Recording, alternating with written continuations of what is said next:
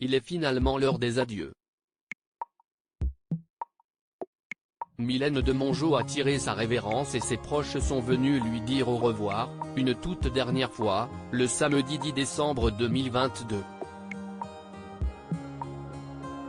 Les obsèques de la comédienne adorée des Français ont eu lieu à 10 heures précises au crématorium du cimetière du Père-Lachaise, dans le 20e arrondissement de Paris, comme l'avait annoncé son agent Laurent Grégoire plus tôt.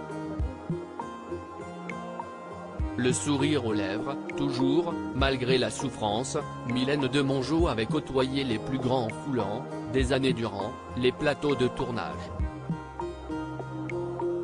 Si est naturellement, donc, que certains de ses confrères se sont joints aux obsèques, qu'il lui ait donné, ou non, la réplique sur scène ou à l'écran.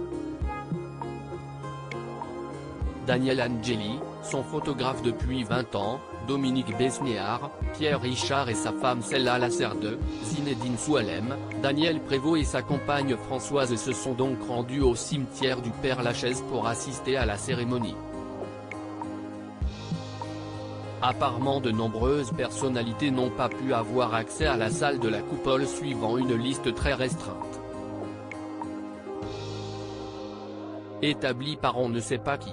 Mylène de Mongeau de plus en plus faible. Mylène de Mongeau est morte le 1er décembre 2022 à l'âge de 87 ans à l'hôpital Cognac-Jay de Paris, un établissement spécialisé dans la fin de vie de patients atteints de maladies graves. L'actrice a succombé à un cancer à récidive du péritoine, l'un des plus compliqués touchant l'appareil digestif, alors qu'elle annonçait, 2 ans plus tôt, être totalement guérie.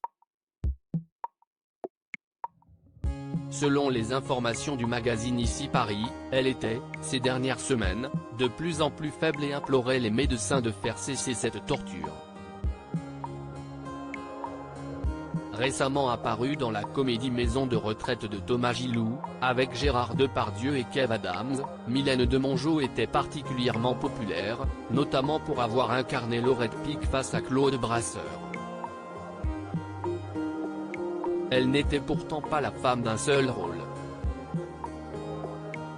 En cette décennie de carrière, elle avait tourné dans plus de 70 films dont la trilogie Fantomas dans les années 1960, mais aussi Bonjour Tristesse, Les Trois Mousquetaires ou encore Sois belle et tais-toi.